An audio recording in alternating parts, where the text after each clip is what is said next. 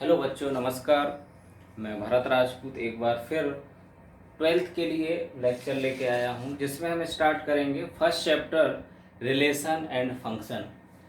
तो बच्चों, हम अगर रिलेशन एंड फंक्शन की बात करते हैं तो हम लोग इसके बेस पहले क्लास 11th में सेट का थोड़ा रिवाइज करना पड़ेगा। तो बच्चों, आप लोगों ने पढ़ा होगा सेट क्या होता है। पहले सेट की डेफिनेशन हम डिफाइन करेंगे। बच्चों, सेट क्या होता है? एक कलेक्शन होता है वेल डिफाइंड ऑब्जेक्ट का।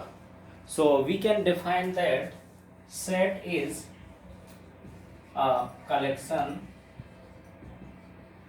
Of well defined object. अब बच्चों, इसके बहुत सारे एग्जाम्पल हैं, जैसे किसको हम सेट बोलते थे, किसको सेट नहीं बोलते थे।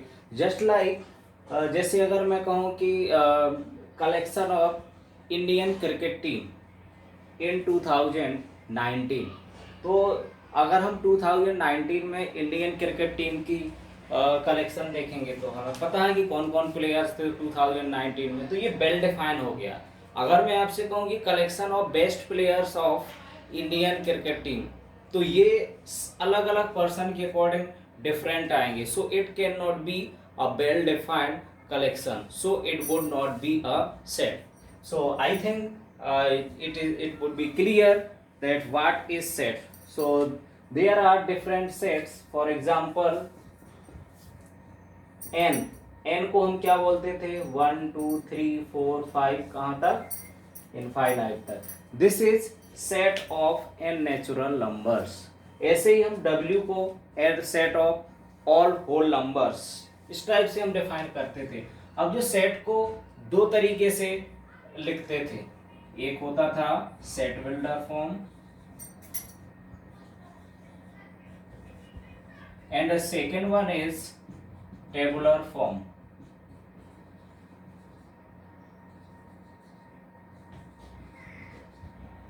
या इसी को बोलते थे हम रोस्टर फॉर्म। तो बच्चों, ये जो होती थी ये रोस्टर फॉर्म होती थी। और सेट बिल्डर फॉर्म क्या होती है? जिसमें एक रूल्स के थ्रू लिखते थे हम। जैसे अगर यहाँ पर कर दें हम कि A is the X such that X belongs to natural number, तो ये यहाँ पर ये कौन सा फॉर्म हो जाता था? सेट बिल्डर फॉर्म हो जाता था। तो दोनों फॉर्म हम लोगों ने 11th में अच्छे से डिस्कस किया था। इसके बाद हमने बात करी थी कार्टेशियन प्रोडक्ट की। तो सेट के बाद अगर हम समझेंगे कार्टेशियन प्रोडक्ट, तो बच्चों ये कार्टेशियन प्रोडक्ट क्या होता था? कार्टेशियन प्रोडक्ट दो सेट के बीच में एक ऑर्डर्ड पेयर का सेट होता था। इसको अगर हम डिफाइन करते थे तो ये हो जाता था set of all possible ordered pair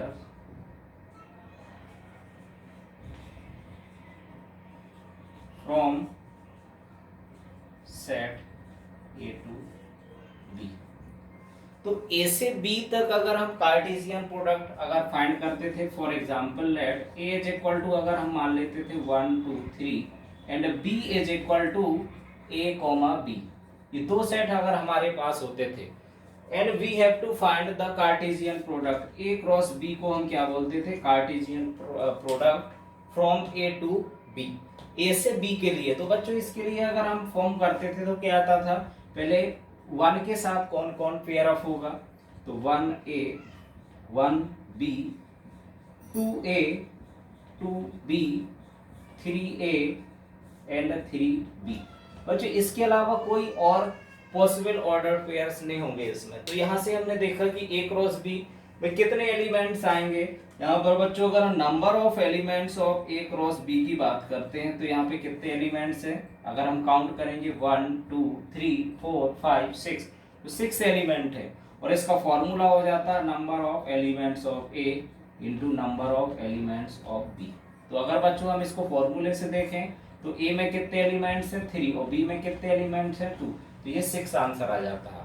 so this is the formula to find out the number of elements in Cartesian product. अब बच्चों ये A cross B Cartesian product और बी क्रॉस ए अगर हम फाइंड आउट करते हैं, अगर मैं बी क्रॉस ए फाइंड करता हूं means Cartesian product for from B to A, so we take first element of B, so in curly braces first element of a is paired with 1, a can be paired with 2, a can be paired with 3, second one is b paired with b, so b1 b2 b3 and b4. So students, here a1 is different from a12, इसको हम equal नहीं बोल सकते, so we can say that a cross b cannot be equal to b cross a। ये बच्चों आपको याद रखना अच्छे से कि Cartesian product of a to b does not equal to b to a, so I hope it would be clear। तो ये कार्टेशियन प्रोडक्ट होता क्या है, कार्टेशियन प्रोडक्ट में कितने एलिमेंट्स हो सकते हैं उसको हम m इंटू एन फॉर्मूले से फाइंड आउट कर सकते हैं। और कार्टेशियन प्रोडक्ट में ऐसा नहीं है कि हम ऑर्डर बदल लें तो कार्टेशियन प्रोडक्ट सेम रहेगा, इट विल चेंज। अगर इसकी मैपिंग की हम बात करते हैं, अगर हम मैपिंग देखते हैं कि कार्टेशियन प्रोडक्ट क्या होता है, तो अगर ए के सेट ये ए है और इधर क्या है बी है, तो ए के अगर हम 1 2 3 और इधर ए बी, तो 1 के साथ कौन कौन से मैप हो रहे हैं, हम ए टू बी की बात कर रहे हैं, ए क्रॉस बी, तो 1 के साथ ये मैच हो रहा, 1 के साथ और कौन हो रहा, 1 के साथ बी मैप हो रहा, और 1 के साथ 2 के साथ ए हो रहा, 2 के साथ बी, 3 के साथ ए, 3 के साथ बी। एरो क्या रहेगा बच्चों, इस टाइप से हम एरो लगा देंगे। This is the mapping of Cartesian product. अब हम ये तो था बच्चों 11th का, अब हम बात करेंगे रिलेशन क्या होता है। तो next topic is relation. So if Cartesian product is clear, now we define the relation. The relation is the subset of Cartesian product. तो बच्चों ये जो रिलेशन होता है ये भी अपने आप में एक सेट होता है। किसका सेट होता है, ये कार्टेशियन प्रोडक्ट के कुछ एलिमेंट्स को लेके एक सबसेट बना लेते हैं, उसको हम रिलेशन बोलते हैं। तो रिलेशन की अगर हम बात करेंगे,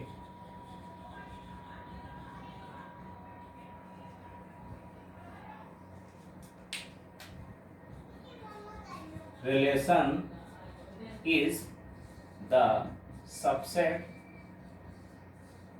of Cartesian product.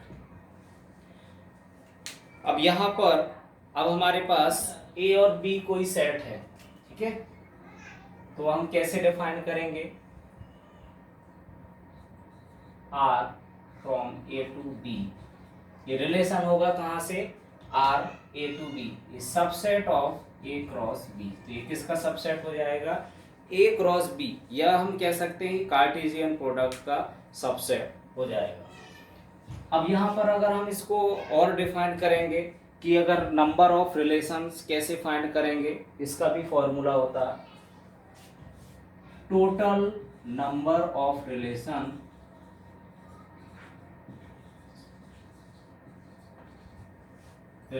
Is equal to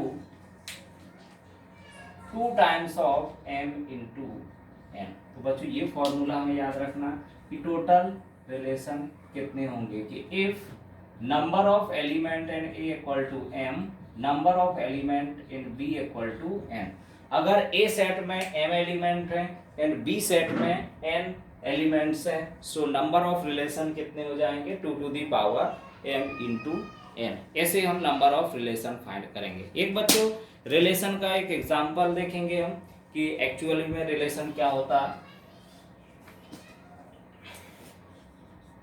एक अगर एग्जांपल देखें तो a अगर मैं सेम वही नंबर लेते हैं 1 2 3 and b is a comma b, so a cross b you know that क्या हो जाएगा 1a 1b 1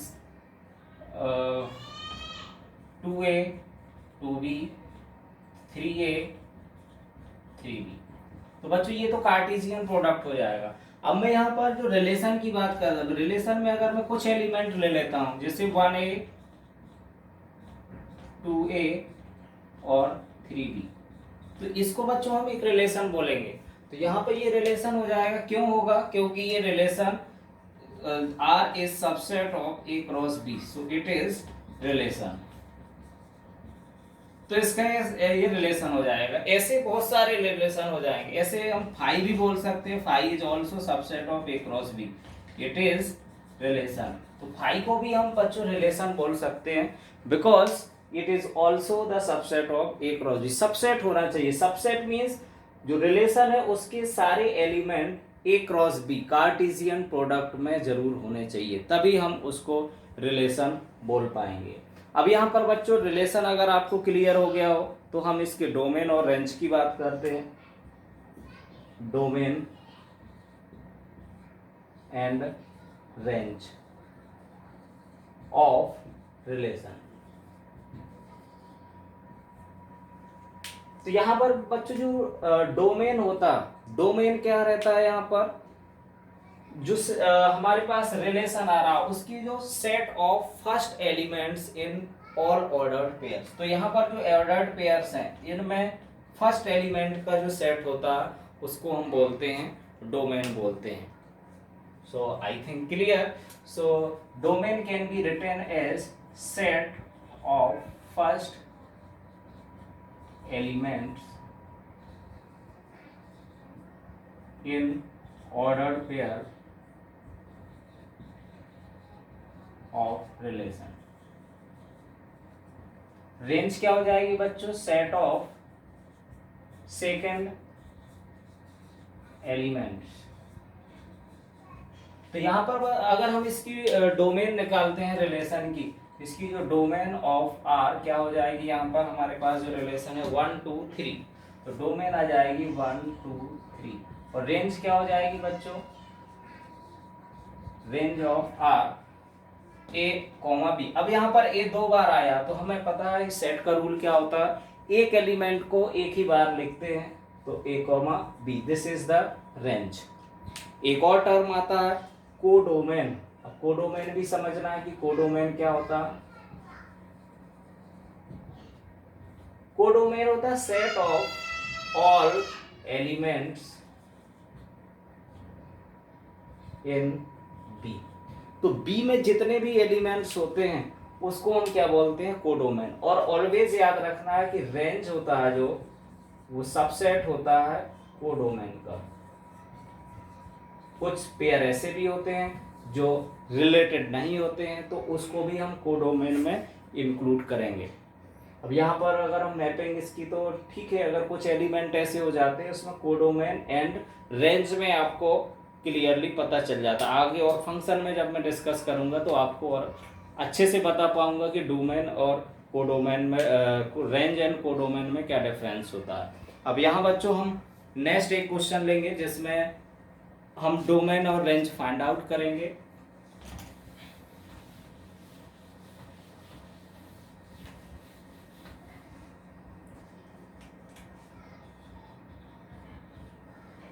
late A is equal to 1 3 5 7 9 and B is equal to 2 4 6 8 and 10। ये दूसरा सेट है। अब यहाँ पर जो रिलेशन है तो रिलेशन कैसे डिफाइन है? R is x, y such that x minus y greater than 0। और यहाँ पर जो x है सो इसकी हमें फाइंड करना domain and range. Find domain and range. ये एक रिलेशन दे रखा है, इसमें हमें डोमेन रेंज फाइंड आउट करना है। तो बच्चों इसके लिए सबसे पहले तो हम इस रिलेशन को रोस्टर फॉर्म में लिख लेंगे। अभी ये हमारे पास कौन सी फॉर्म में लिखा है? ये सेट बिल्डर फॉर्म में लिखा, तो इसको हम रोस्टर फॉर्म में कैसे लिखेंगे बच्चों? अब यहाँ पर आपको देखना x minus why should greater than 0। तो x क्या होगा बच्चों? x होगा elements from first set and y is the elements from second set. So we select such elements those fulfill this condition because this is the actual relation. So first element would be, अब 1 के साथ क्या होगा कि ये greater than 0 आएगा। यहाँ पर बच्चों हमें क्लियरली समझना, अब 1 के साथ अगर हम देखें तो 1 के साथ 2 को माइनस करेंगे तो क्या 0 आएगा, तो 1 के साथ कोई भी पेयर नहीं होगा। 3 के साथ क्या आ सकता है? यहाँ पर 3 के साथ 2 आ सकता है। अब बच्चों 3 के साथ क्या 4 आ सकता है?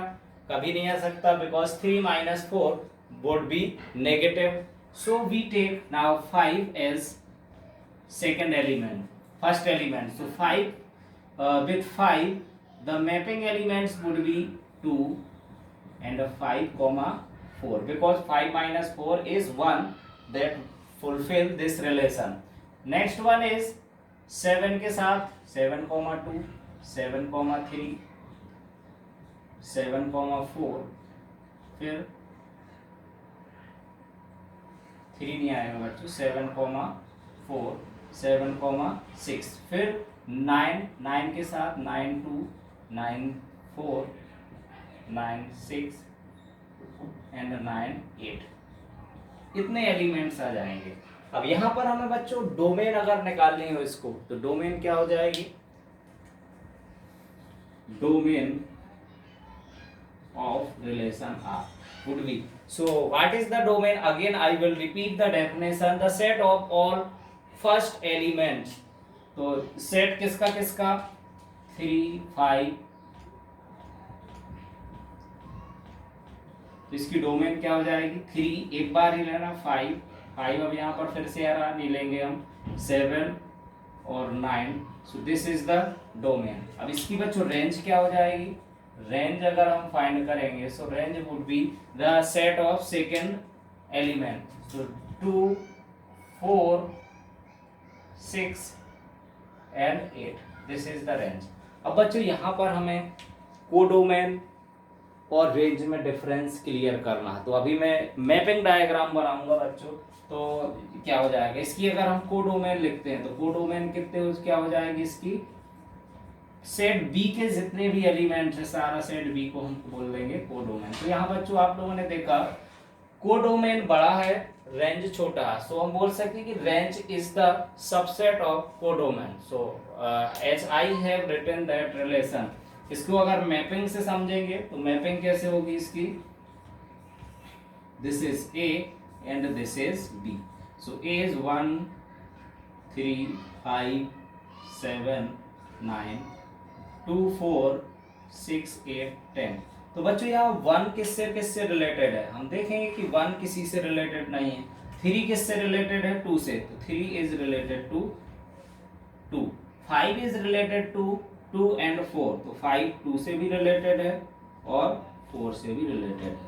एंड 7 इज रिलेटेड टू 2 4 6, तो 7 2 से भी रिलेटेड है, 4 से भी रिलेटेड है और 6 से भी रिलेटेड है। नेक्स्ट वन इज 9 किससे रिलेटेड है? 2 से रिलेटेड है, 4 से रिलेटेड है, 6 से रिलेटेड है और 8 से रिलेटेड है। ये इसकी मैपिंग हो जाएगी। हमने देखा कि 10 किसी से रिलेटेड नहीं है और 1 भी किसी से रिलेटेड नहीं है। So this is the relation which is the subset of Cartesian product. Now we will discuss different types of relation. अब हम अलग अलग जो रिलेशन के टाइप्स होते हैं उसको हम डिटेल में डिस्कस करेंगे।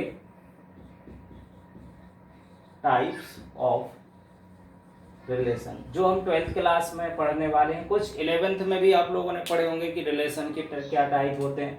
So first one is void relation, void और एम्प्टी रिलेशन।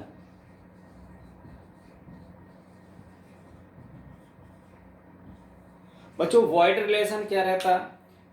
यहाँ पर ऐसा रिलेशन जिसमें कोई भी एलिमेंट नहीं होते हैं, ऐसे रिलेशन को क्या बोलते हैं हम? Void relation.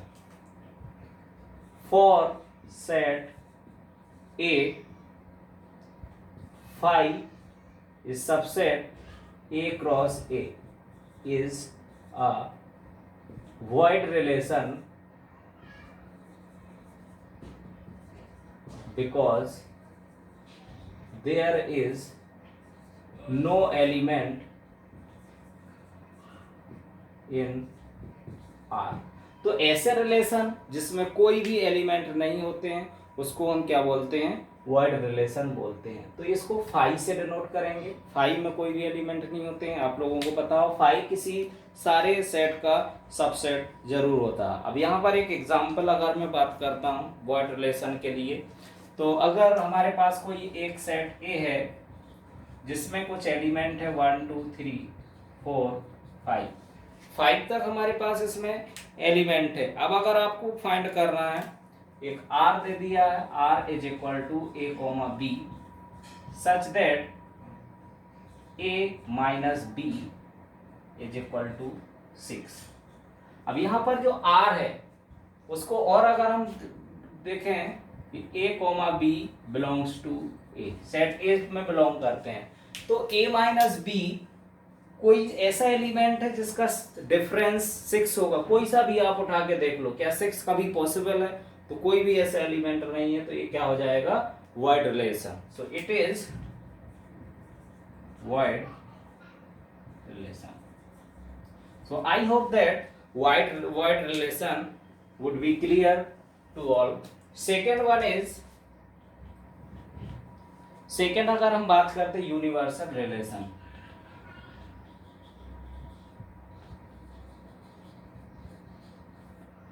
तो बच्चों यूनिवर्सल रिलेशन क्या होगा, ऐसा रिलेशन जिसमें सारे एलिमेंट्स आपस में रिलेटेड होंगे।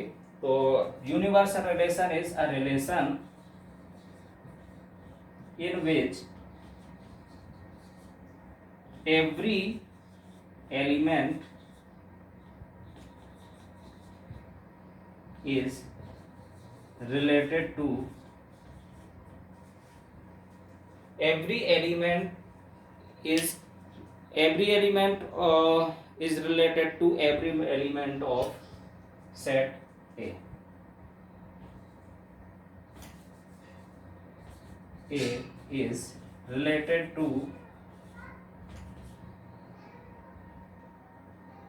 A or other set। तो ऐसा रिलेशन जिसमें सारे एलिमेंट एक दूसरे से रिलेटेड होते हैं उसको हम बोलते थे यूनिवर्सल। इसका मतलब जो यूनिवर्सल रिलेशन होगा इसको हम क्या बोलेंगे, ए क्रॉस ए को ही हम यूनिवर्सल रिलेशन बोलेंगे। तो A cross A is called universal relation.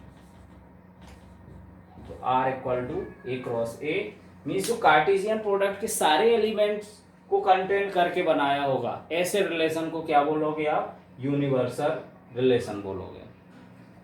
इसका बच्चों एग्जांपल अगर हम देखें, एग्जांपल क्या हो जाएगा, अगर हमारे पास एक सेट ए है जिसमें एलिमेंट्स 1 2 3 4 है, तो अगर मैं R इज इक्वल टू कहूँ, एक रिलेशन है R is equal to A comma B such that A plus B is less than 10। तो बच्चों इसमें कौन कौन से एलिमेंट आ जाएंगे, देखो A को प्लस B सारे 1 प्लस 2 करेंगे, 1 के साथ अगर 2 लेंगे 1 1 ले सकते हैं, 1 2 उसका भी सम क्या हो जाएगा, 10 से कम होगा, 1 3 1 plus 3 is also 4 that is less than 10, 1 4 that is also 1 plus 4 5 that would be less than 10। So there all elements are related to all elements of same set। सारे एलिमेंट्स आपस में रिलेटेड होंगे, ऐसे रिलेशन को क्या बोलेंगे हम, universal relation बोलते हैं। Now third type of relation is identity relation. ये बच्चों इंपॉर्टेंट है, हमारे पास जो थर्ड है identity relation.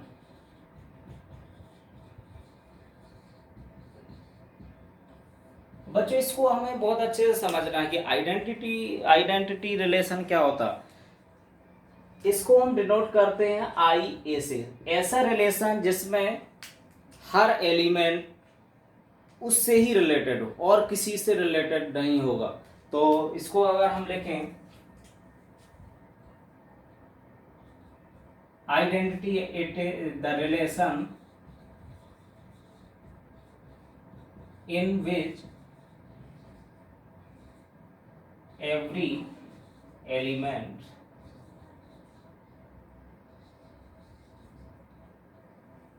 is related to itself only। ये बच्चों आपको याद रखना है, यहां पर अगर itself only है, केवल उसी से रिलेट होगा, ऐसे एलिमेंट्स को, ऐसे रिलेशन को क्या बोलेंगे हम? आइडेंटिटी रिलेशन बोलेंगे। जैसे अगर मैं बात करता हूं फॉर सेट ए, अगर यहाँ पर भी 1 2 3 हम सेम एलिमेंट्स लेते हैं, तो अब बच्चों अगर यहाँ पर चलो 4 भी ले लेते हैं, तो ऐसा जो आर होगा, आर की अगर हम बात करें A comma B such that A divide B is equal to 1। जरा इसके हम एलिमेंट्स को हम देखते हैं, तो आर इज इक्वल टू क्या होगा? A divide B is equal to 1। तो हम 1 कब आएगा? जब ए के लिए देखते हैं तो 1 कोमा 1 2 1 कोमा 2 आएगा क्या? 1 नहीं आएगा। 2 कोमा 2 3 कोमा 3 4 कोमा 4। तो इन इसमें देखते हैं हम 1 कोमा 1 2 कोमा 2, इसके अलावा कोई और एलिमेंट्स हैं क्या जो उसी से रिलेटेड नहीं हो? तो यहाँ पर आई ए को हम क्या डिफाइन कर सकते हैं? A comma A such that A from A. तो आइडेंटिटी रिलेशन को कैसे डिफाइन करोगे? It is A comma A. तो उसी से ही रिलेटेड होना चाहिए और कोई से भी एलिमेंट्स नहीं आना चाहिए। ऐसे रिलेशन को हम क्या बोलेंगे? आइडेंटिटी रिलेशन बोलेंगे। अब बच्चों नेक्स्ट रिलेशन है हमारा reflexive relation. Fourth is reflexive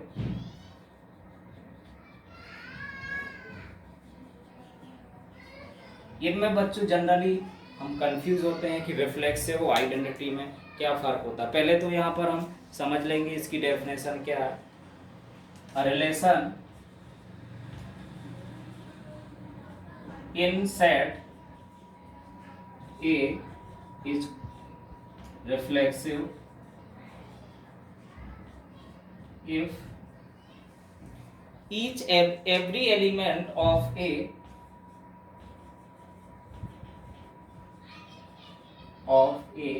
is related to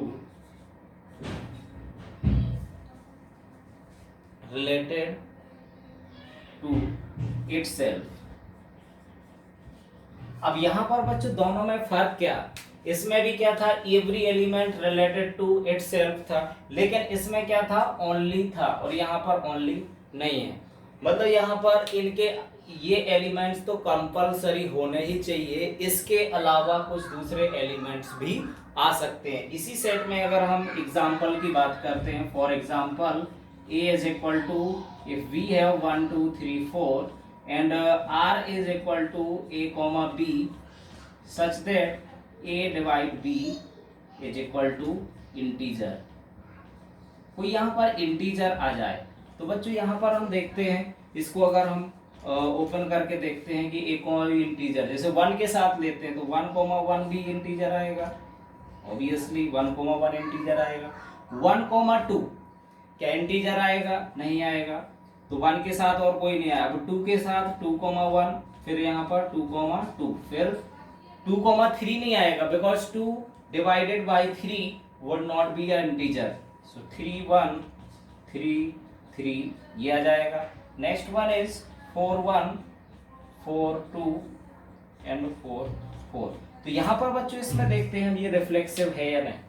1 coma 1 है, 2 कोमा 2 है, 3 कोमा 3 है, 4 कोमा 4 है, और कोई से भी एलिमेंट्स हो उससे हमें कोई फर्क नहीं पड़ता, ये एलिमेंट्स उसमें कंपलसरी होना चाहिए। फिर आप बच्चों कहोगे क्या?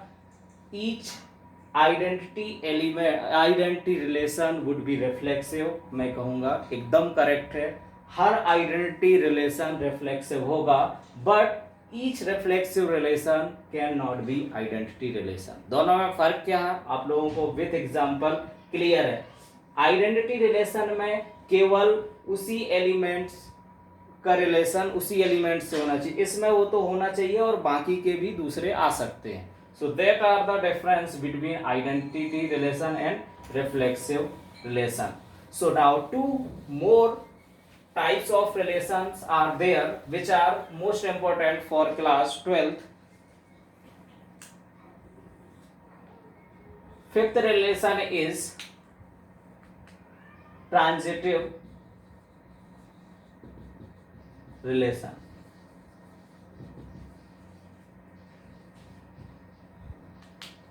बच्चों अब ये सॉरी सिमेट्रिक रह गया, ट्रांजिटिव में बाद में डिस्कस करूंगा। Symmetric relation. अब बच्चों यहाँ पर सिमेट्री की बात करते हैं तो ऐसा रिलेशन तो बोलेंगे कि यहाँ पर relation R in set A is symmetric if, अब यहां पर if and only if a comma b belongs to a, then b comma a should be belongs to a। अगर ये कंडीशन बच्चों फॉलो हो रही है रिलेशन में कि a comma b अगर सेट a में सॉरी रिलेशन में आ रहा है r, then b comma a should also be belongs to in that relation। तो a comma b अगर है तो और b comma a मतलब a का a और b का सिमेट्री क्या हो जाएगी b comma a, ये दोनों एलिमेंट्स जरूर होना चाहिए उसमें। अगर ये नहीं है तो हम इसको नहीं सर्च करेंगे तो वो सिमेट्रिक होगा, अदरवाइज वो सिमेट्रिक नहीं होगा। फॉर एग्जाम्पल सेट ए अगर हमारे पास 1 2 3 4 है तो यहाँ पर अगर मुझे सिमेट्रिक की बात करना और हमारे पास एक रिलेशन है r is equal to a comma b such that a plus b less than 5, अगर ये हमारे पास रिलेशन है तो अगर मैं इसके फॉर्म करूँगा रिलेशन तो क्या जाएगा, इसमें कौन कौन से एलिमेंट होंगे, a प्लस b का सम क्या होना चाहिए 5 से कम होना चाहिए। तो 1 के साथ अगर हम देखेंगे तो क्या हो जाएगा 1 कोमा 1 1 कोमा 2 1 कोमा 3, अब 1 कोमा 4 नहीं आएगा बच्चों, वो 5 से छोटा नहीं होगा, 1 कोमा 4 5 हो जाएगा, that will not less than 5।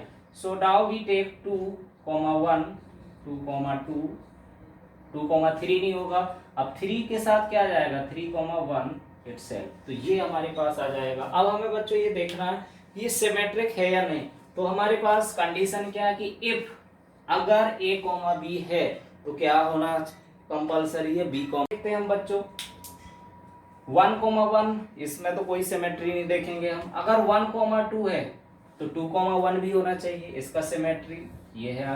1 comma 3 है तो इसकी सिमेट्री है, सो इट इज सिमेट्रिक। तो बच्चों हमें बोल देंगे कि ये सिमेट्रिक हो जाएगा। Next one is transitive relation. अब जो ट्रांजिटिव रिलेशन क्या होगा, जैसे हमने सिमेट्रिक की बात करी थी, इसमें 2 कंडीशन होना चाहिए और थर्ड कंपलसरी होना चाहिए। तो बोलेंगे कि a relation in set A is transitive if A comma B belongs to R and B comma C belongs to R। अब यहाँ पर बच्चों बहुत अच्छे से समझ रहा, देन अगर A comma B R का एलिमेंट है और B comma C B से अगर कोई नंबर शुरू है तो यहाँ पर फर्स्ट और लास्ट वाला तो A comma C should be element of R, तो ये एलिमेंट उसमें जरूर होना चाहिए, तो उस फंक्शन रिलेशन को हम क्या बोलेंगे ट्रांजिटिव बोलेंगे, अदरवाइज वो ट्रांजिटिव नहीं होगा। अब जैसे इसका एक एग्जांपल अगर हम देखते हैं, एग्जांपल से डिस्कस कर लेते हैं। फॉर एग्जांपल A अगर हमारे पास सेट है जिसमें तो ए सेट में एलिमेंट है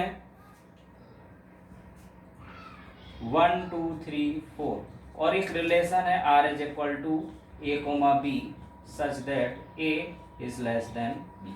अगर यहाँ पर हमारे पास ए बी से लेस देन है, इसको अगर मैं रिलेशन को ओपन करूंगा तो क्या आएगा, अब देखेंगे कि हम ए बी से छोटा होना चाहिए, तो ए के लिए कौन कौन से एलिमेंट हो सकते हैं, 1 कोमा 1 नहीं होगा, 1 कोमा 2, 1 कोमा 3, 1 कोमा 4, फिर नेक्स्ट एलिमेंट 2 3 2 4, 3 के साथ 3 कोमा 4, बस ये आ जाएगा। अब इसको हमें देखना कि ये ट्रांजिटिव रिलेशन है या नहीं है।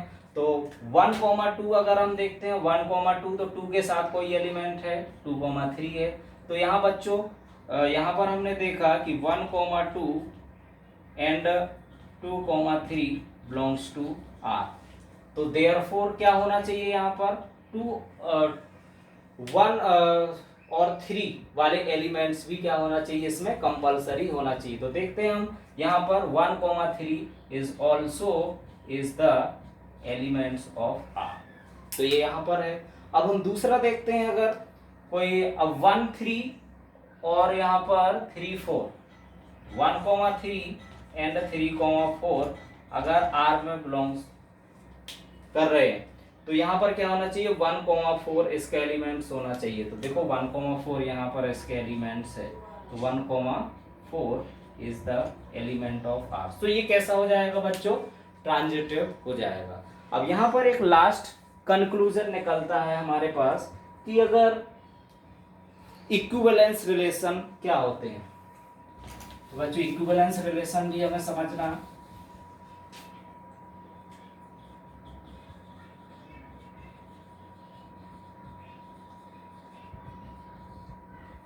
तो बच्चों इक्विवेलेंस रिलेशन वो रिलेशन होता है जो रिफ्लेक्सिव हो, सिमेट्रिक हो और ट्रांजिटिव, तीनों अगर होता है ऐसे रिलेशन को हम क्या बोलते हैं, इक्विवेलेंस रिलेशन।